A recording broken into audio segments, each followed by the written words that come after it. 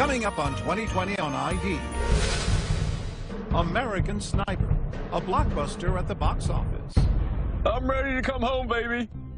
About a real-life American hero, Chris Kyle. He survived the most dangerous war zones, only to be killed on home soil at the hands of a fellow veteran. Somebody would shoot them in the back.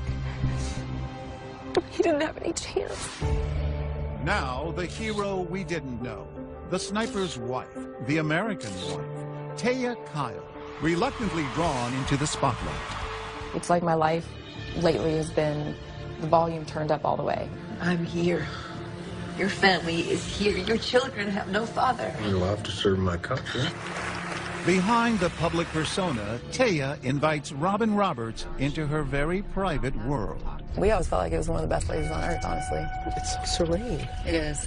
On an emotional drive into the North Texas Hill Country, winding over creek beds, through prairies of blooming bluebonnets, miles of range bounded by barbed wire. A journey back to the darkest days in her love story with her husband. And it's horrible what happened, period, but in such a beautiful, peaceful area. And to the scene of the crime that shocked America, the gun range where Chris Kyle lost his life. As a way of comforting myself, in some ways, I just thought, well, at least it was maybe peaceful, and you didn't see it coming. A brave Taya Kyle about to confront the ghost of an unimaginable loss. You ready to do this? Good. A story of love, war, and renewal.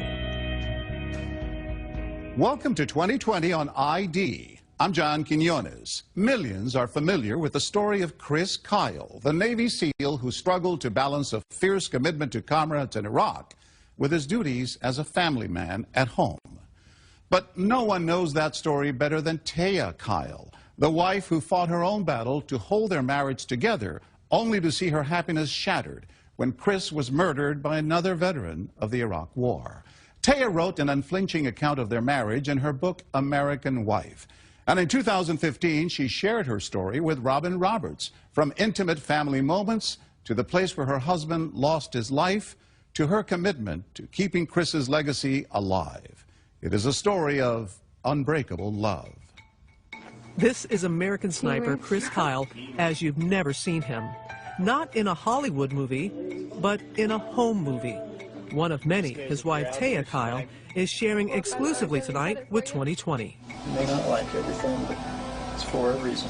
Faith was very important to Chris, too. Yes. The blessing of a new child. It's scenes like these that inspired Taya to write her book, American Wife, where she tells her story of love and loss with Chris. There was so much more to him. It was my chance to share some of that side, too, because I think he's earned it. For Taya, Chris was her unlikely soulmate, her cowboy in shining armor. He just had this softness and this tenderness. I continue to look back and be in awe of how he managed it all so well, honestly. When you open the book, 4 words jump out: love, war, faith, renewal. Why those 4 words? Love certainly is always a key thing for me. It always has been. It probably always will be. And I mean, it brought the greatest pain in our marriage, but it also brought greater strength. It's been a lifelong journey, but definitely it was more clear in my time with Chris how I had to rely on my faith. And then, you know, renewal is it's a constant process, you know. 4 words, 4 powerful forces shaping their lives from the earliest years. Born in Texas, Chris drifts from job to job as a ranch hand and professional rodeo competitor. He finally finds purpose in the Navy SEALs. During the grueling training program, he befriends fellow Navy SEAL Marcus Luttrell, famous in his own right as the subject of the film Lone Survivor. Mikey and Danny really did. People die all the time in our training, not talking about combat, I'm just talking about training. I mean, blood and sweat every day. Chris not only survives, he thrives, showing immense talent as a sharpshooter, earning his SEAL Trident. He's stationed in Southern California, where, as the movie shows, he meets Taya.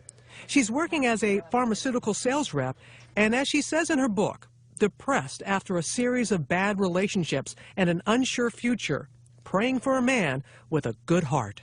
You know, I wanted to be really independent, even though I knew I kind of needed somebody. Her prayers would be answered during a night out at a bar of all places. Hello. Nice to meet you. What's your name? Taya? The chance meeting between Taya and Chris started off on a pretty rocky note, as seen in the film American Sniper. Okay, how true was that first meeting? So true. I mean, I drank a little too much, and he held my hair back while I, you know, let it all back out.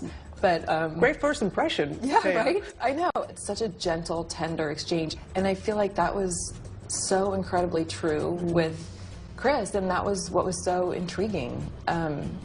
So yeah, and it was funny. So, not exactly love at first sight, or was it?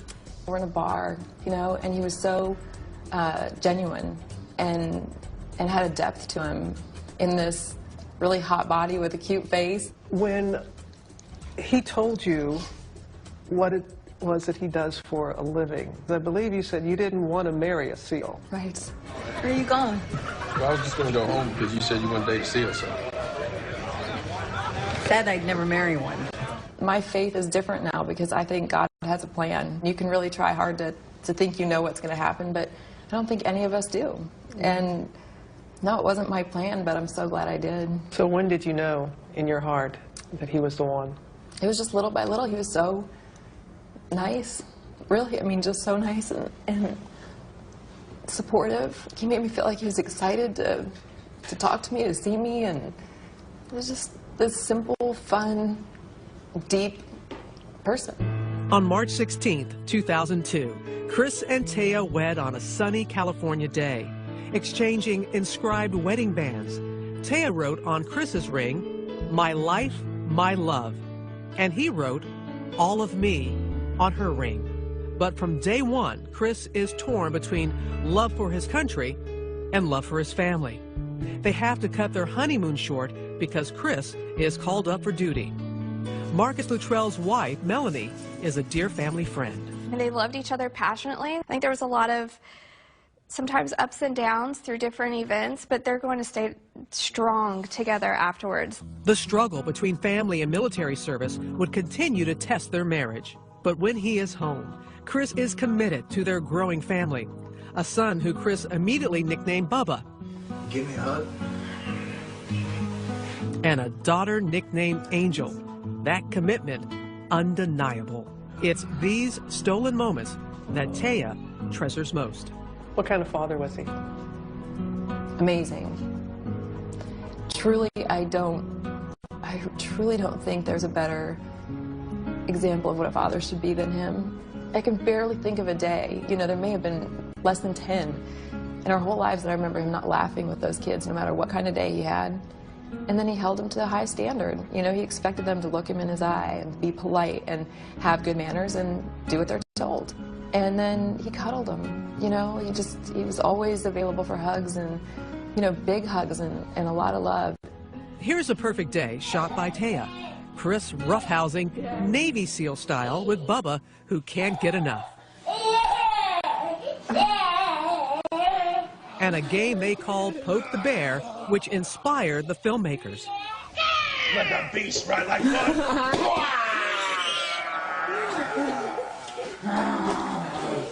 Taya's camera captures more than the fun times.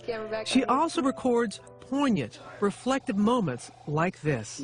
Listen closely as Chris talks to his son Bubba the night before his third deployment. Come here, Bubba.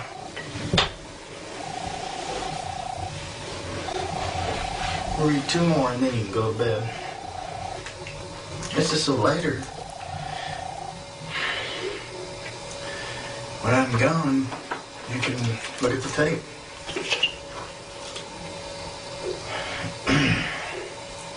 I know when he said, "when I'm gone," he was referring to deployment. But he is gone, and this can be played.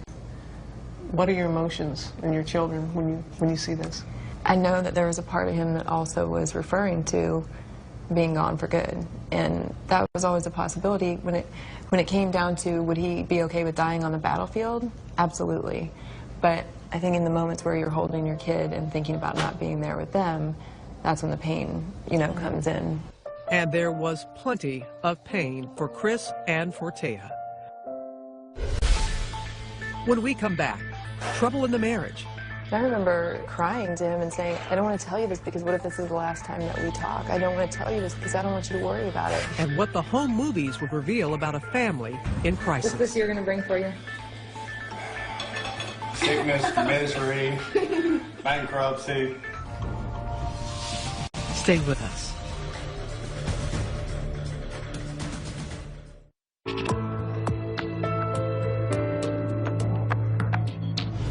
Despite having doubts about ever marrying a Navy SEAL, Taya Kyle fell hard for her husband, Chris. Still, as they built their life together, the couple would find the war Chris was fighting half a world away had devastating repercussions much closer to home. Once again, here's Robin Roberts. Another day of this massive invasion of Iraq. In the fog of war, a sniper must make split-second life and death decisions. Who is friend and who is foe? There's the eye in the sky, the hand of God. I mean, that kind of deal. Watch our backs. He did it well. Took pride in the job. Loved his brothers. But as we saw in American Sniper, playing judge, jury, and executioner weighs heavy on the heart, even for the man they called the legend. Yeah, she's got a grenade. She's got an RKG Russian hand to the kid. You prepare for war to fight other men. But, you know, when you look at his experience, women and children, women putting their children in harm's way, I can't imagine having to deal with that and see that. I mean, it's painful just to think about. But then there are those, especially when the movie came out, there was some criticism in saying, is that truly being a sniper? Is that truly being a hero? How did you handle that? There are a number of things that I learned from Chris's life, and I remember one of them when he was going off to deployment and there were protesters on the side of the street. And I kind of looked at him and said, are you okay? And he said, that's why we fight. You know, give them the right to say their piece. And I thought, wow, that's pretty big, you know, to say that. So, yeah, there were critics, and that's okay. You know, they have a right to criticize it, and they have a right to examine it. To keep hold of his humanity, Chris keeps in touch with his wife. Taya says he never lost his softer side.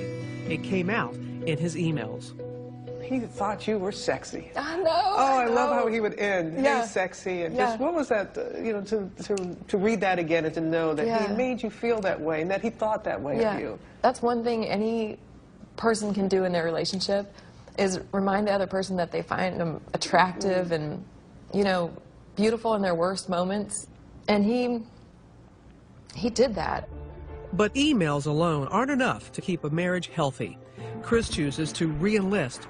That means he will spend more time in Iraq with his band of brothers than at home with his family.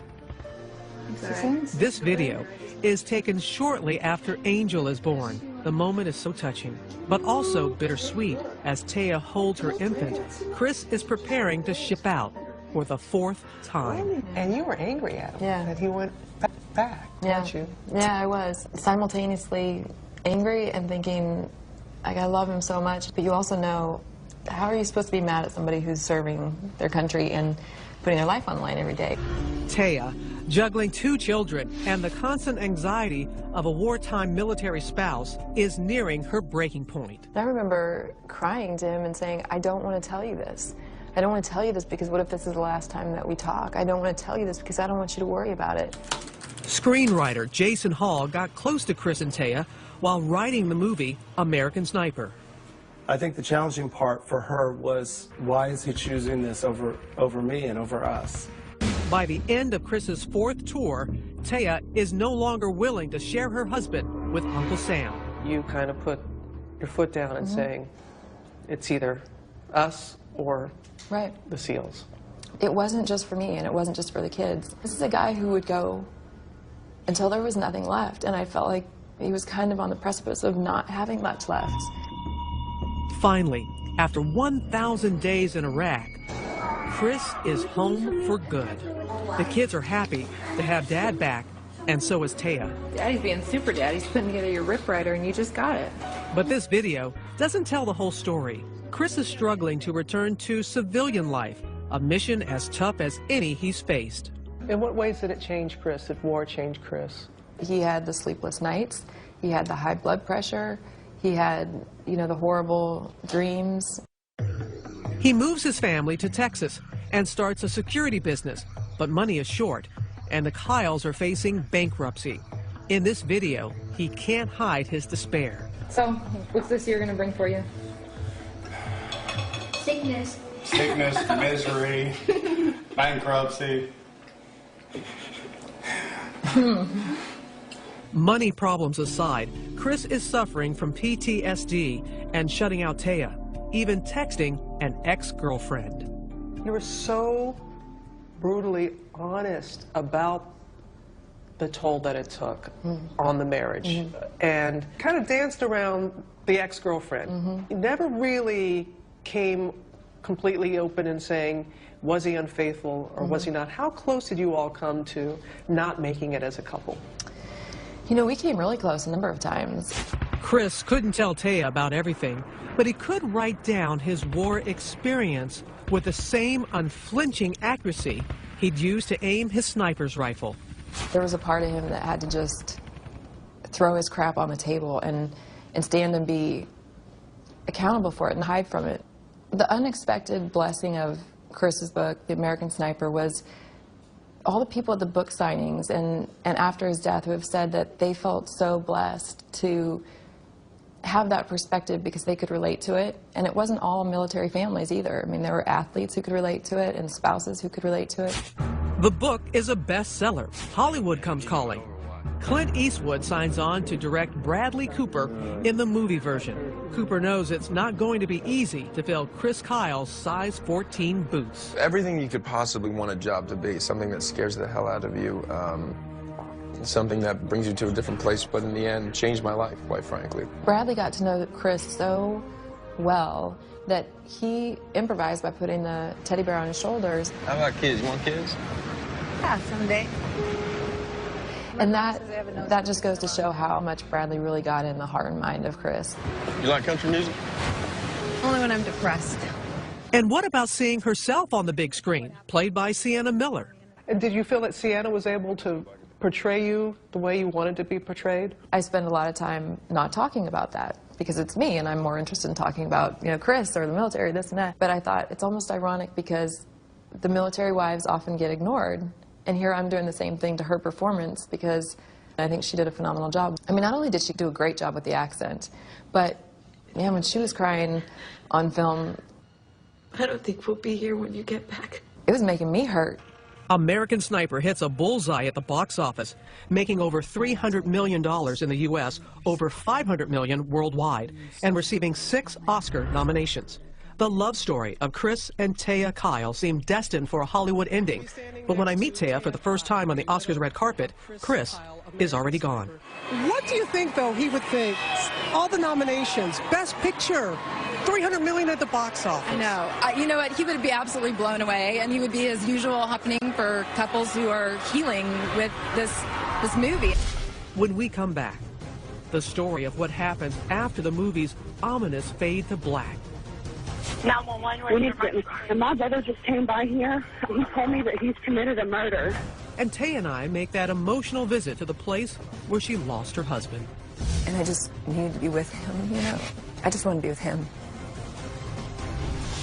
Stay with us.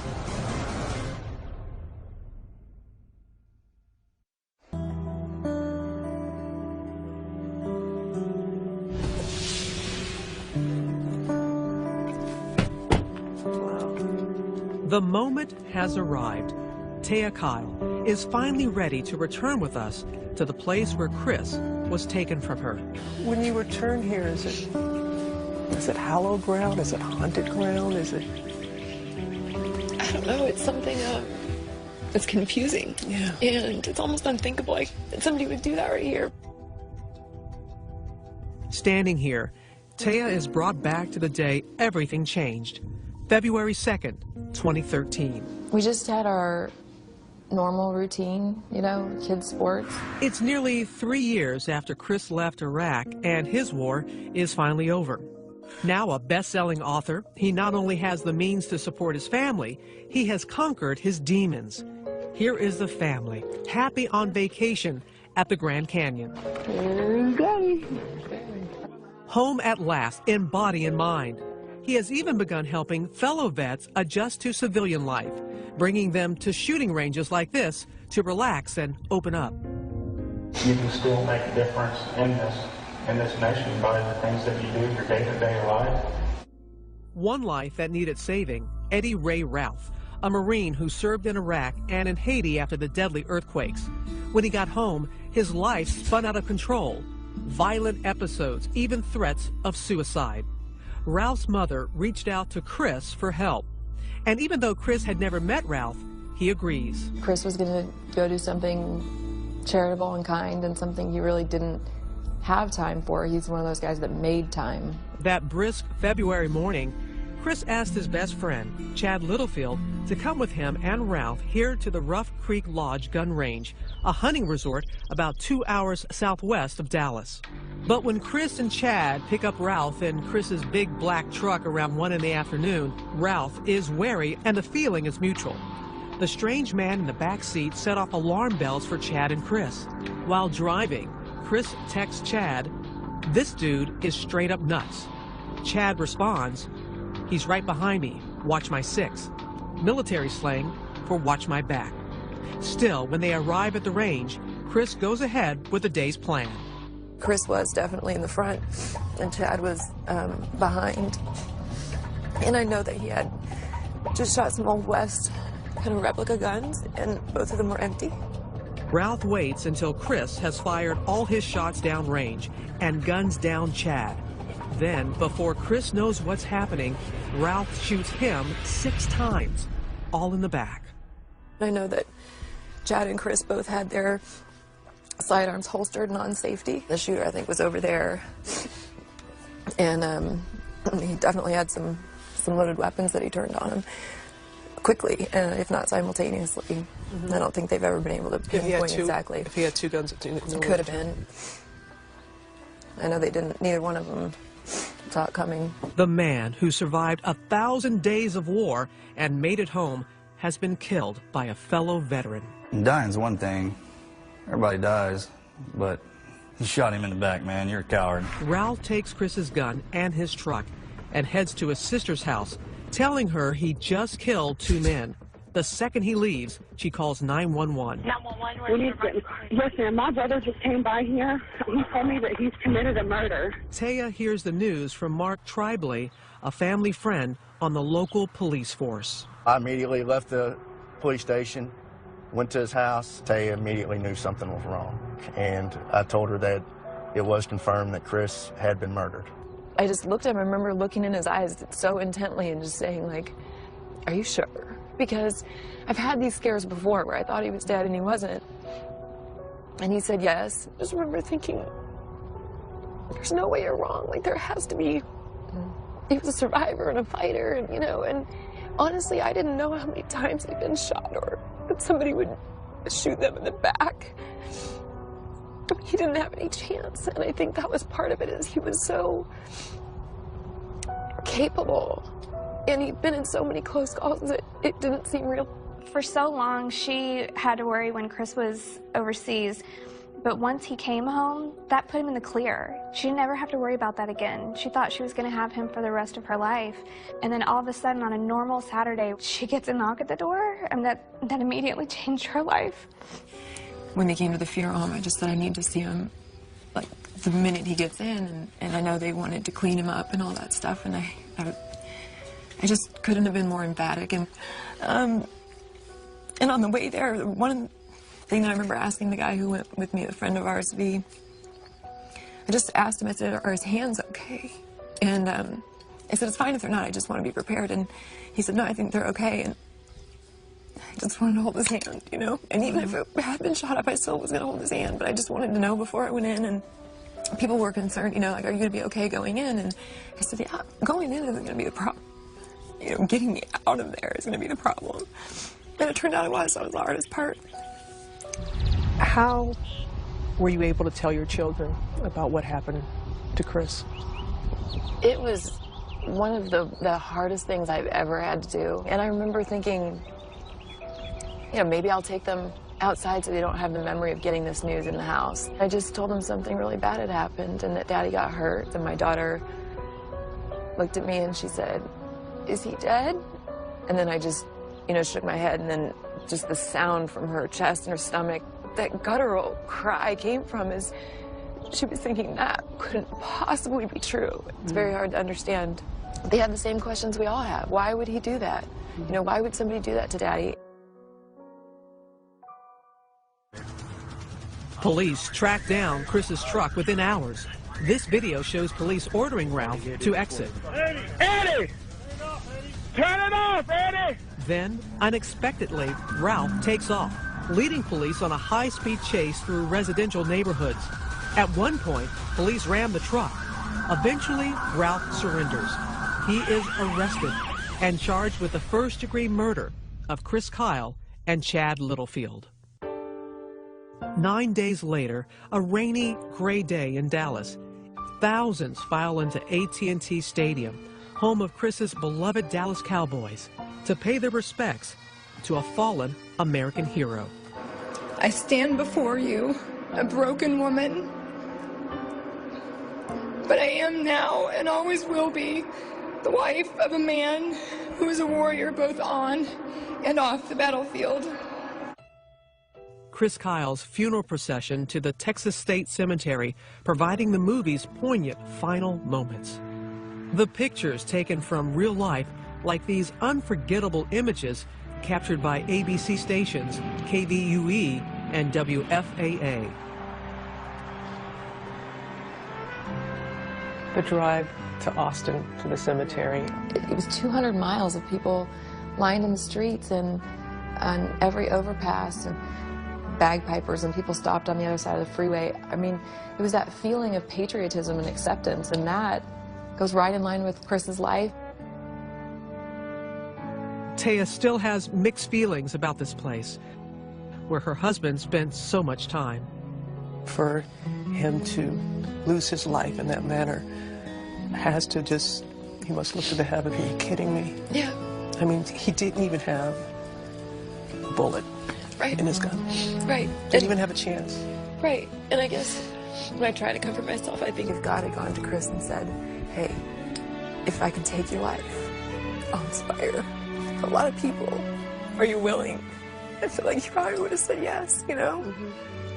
To be here where it actually happened, because it makes me want to just pay my respects and say thank you to your husband. Really. Thank you. When we come back, Chris Kyle's accused killer gets his day in court. This matter filed State of Texas versus Eddie Ray Ralph.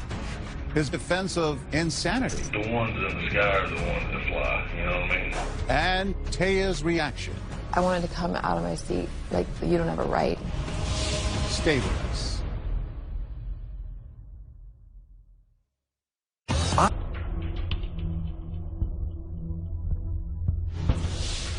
In the dusty West Texas town of Stephenville, cowboy capital of the world, All rise. Taya Kyle comes to bear witness as the man who killed her husband is brought to justice. This matter filed State of Texas versus Eddie Ray Ralph.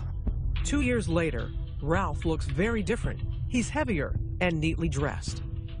What was it like being in that courtroom with him? You know, some of the pictures, when it was autopsy type pictures, and he'd be staring at them, I wanted to come out of my seat, like, don't you dare look at them in that vulnerable state. You don't have a right.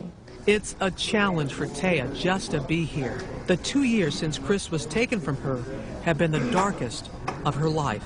And I know, Taya, you tried to remain as strong as you could, but you went down a deep hole, depression in some ways. And you beautifully wrote that, were it not for the children, you'd want to be where Chris was. Did you contemplate suicide? No. No. You know, I have a lot of compassion for people who feel that way, but I also know without a doubt that the people left behind are never the same. They're never okay. A phrase kept running through her mind. I don't understand. I think everybody goes through things in their life where they're like, this does not make any sense, or I don't understand why this is happening, but that's part of the journey to faith, I think, is to say it's okay not to understand all of the reasons why, but to see how you can be better for it and what you can take away from it, how you can help others, because we all have something. Well, that's faith. Faith is not seeing, not knowing. Right. That's why it's called faith. Yes, yes. All right, Mr. Nash, you may call your first witness. The state calls Taya Kyle. Taya will need every ounce of her faith to get through this trial. Who were you married to prior to February the 2nd, 2013? Chris Kyle. She introduces the American sniper few knew, the good son, the family man, celebrating their last Easter. I was outside our house on Easter morning. Chris hiding Easter eggs for the kids. The state's case, crime scene photos, x-rays of fatal bullets, a recreation of the shooting. Yes, there's the shooter in position, sitting right there. No doubt, Ralph did it. He didn't just want Chad dead. He wanted Chad dead, dead, dead, dead, dead, dead. And he wanted the same for Eddie Ray Ralph's defense. Psychosis, delusion, schizophrenia. He was crazy. Not guilty by reason of insanity. In and out of mental hospitals 4 times in the 18 months before the killings, diagnosed with psychosis and PTSD, even though he never saw combat. Doctors prescribed half a dozen or more medications. Your Honor, I offer State's Exhibit 331. He certainly seems to be acting strangely when police interview him the night he was arrested. The ones in the sky are the ones that fly, you know what I mean? The pigs in the world. Schizophrenia. Dr. Mitchell Dunn says Ralph was schizophrenic with delusions of cannibals and strange creatures. You know what I mean? The pigs. He began to think that both Mr. Kyle and Mr. Littlefield were some type of pig assassins. He was acting in self-defense to kill them before they killed him. Ralph's lawyers say Veterans Administration doctors should have kept him in the hospital. Did the VA fail here? You know, I think there are a lot of issues with the VA, I really do. In this situation, though, you know, this guy manipulated, every time he got in trouble, he used some sort of excuse. But the prosecution says maybe Ralph just wanted to be the man who shot Chris Kyle. If you kill somebody known as the American Sniper, it might make you feel important. Yes, that's possible. It is time for the jury heads on in their ears. This defendant gunned down 2 men in cold blood, shooting them in the back in our county. Find him guilty. Jurors deliberate together, pray together, and then decide. The way he carried out these murders and then in his actions afterwards. The reloading of the gun, the taking the truck. He ran from the police. He may have had some mental issues, but I don't think it rose to the level of that he didn't know what he was doing was wrong. I've been advised that the jury has reached a verdict in this matter. Is this correct? Mr. Ralph, if you'll please stand. We, the jury, find the defendant Eddie Ray Ralph guilty of the felony offense of capital murder as charged. The sentence is automatic, life without parole. When we come back, can Taya ever forgive? It's a struggle at times. Right. I mean, that he took something. And she considers the possibility of new love. But you even said, Taya, that you heard Chris saying he wants you to allow yourself to find another love. When we come back.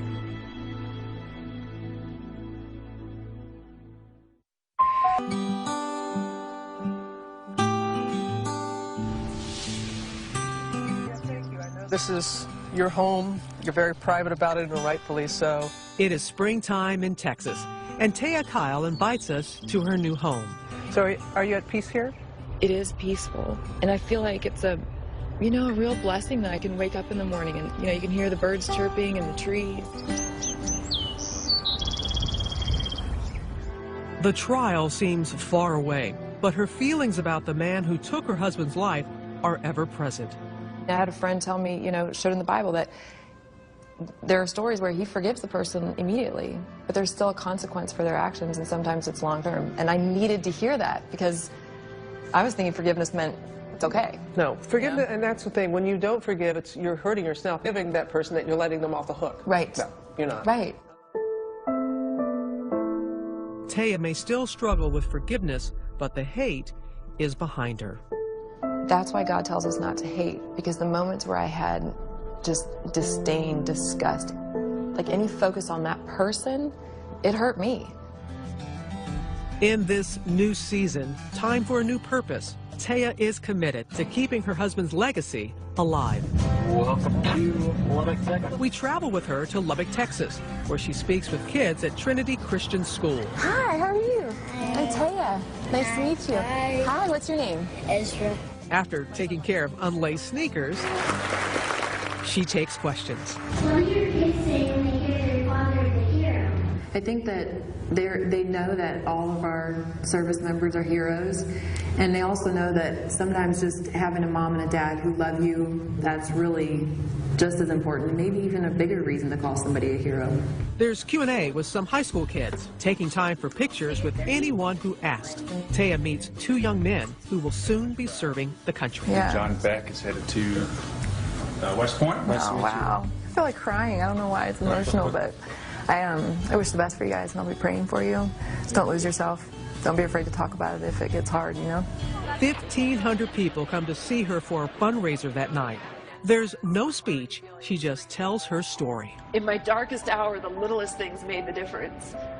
It was the people who didn't have the words, but just showed up to hold my hand or give me a hug. They auction off a rifle, an autographed copy of Taya's new book, and a hunting dog. 14-week-old female black lab. You know what her name is? Sniper. And I've got a couple of guys that know they're alive because of this. Thank you for telling me that. They raise $100,000 for the Chris Kyle Frog Foundation. The money will go to help take care of veterans and... Let's talk about the foundation. One of the key things, and it's important to me, is that it's for first responder families as well as veterans, because he cared about them, and they're fighting the battles on the home front, but their marriages are taking a toll, and they start strong. These are strong people that are willing to take on that kind of lifestyle, and they could use our help. Back home, Taya takes me to see a special place on the property, the stable. It's kind of fitting with everything we've read about Chris. He was a cowboy. Right. Cowboys have horses. Right. His spirit is something that it's important to me to keep that alive for the kids. And, you know, they've been robbed, but I'm going to do my part to try to help them know their dad through different experiences. And horses might be one of them, you know? Look at you, looking good. Did you ever think you'd marry a cowboy? No, but it was exciting. I never probably thought a cowboy would want me, but... Before we say goodbye, Taya and I find time to go riding. And I'll tell you right now, neither one of us is getting on any wild horses the way Chris Kyle once did. What is it that you like about riding? Well, I love the fact that the animals have that. I feel like there's sort of a spiritual sense to them, and I like the peace of it. I just think they're magnificent animals, you know? And there's no place like the back of a horse to give you a fresh perspective on what's around the bend. Which brings us to a story Taya tells those high school students about her son. He said something to me about dating. I said, no, I'm not interested. And he goes, okay, good. And I said, you want Mama to die a lonely old shrew? And he goes, yeah.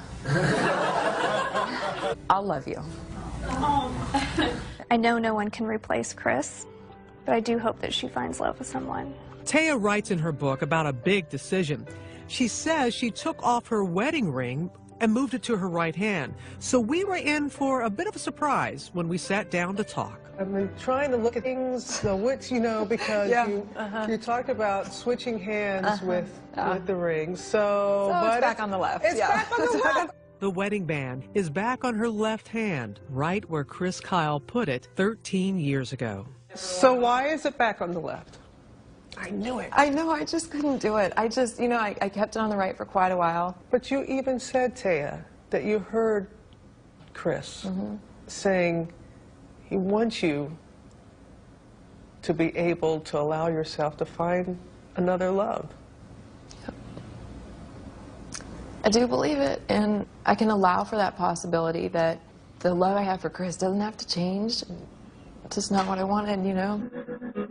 2 steps forward, 1 step back. But she'll get there, with Chris still at his family's side. You wrote about how you and really your daughter, she talks to her daddy. Yeah. He talks to her. Yes. Yeah. It's so incredible. And, you know, everybody can have their own beliefs on it, and I feel like sometimes you have to experience something yourself to really buy into it. But it's one of those things where it really doesn't matter, I guess, what anybody else thinks, because she has a relationship there, and my son does too, in a different way. And they'll find their way, and it may ebb and flow, but they will never, ever have any doubt that they were loved and that they're still, you know, being watched out for in some capacity by him, if it's through me or if it's by him. No matter what the future holds for Taya Kyle, she'll never forget, as her favorite Randy Travis song put it, the man who whispered her name. I heard a night bird call to its name when I heard you whisper my name. You said that song captures what Chris was all about. How so? It's just this quiet presence of somebody who knows you, as somebody that saves you. And he did save me. I still heard you whisper my name. As of 2016, Taya Kyle says her time is spent primarily with her family, but she does continue to share her story of hope and perseverance through speaking engagements and her work with the Chris Kyle Frog Foundation. One event, she reports, raised more than $500,000. I'm John Quinones. Please join us next time for another edition of 2020 on ID.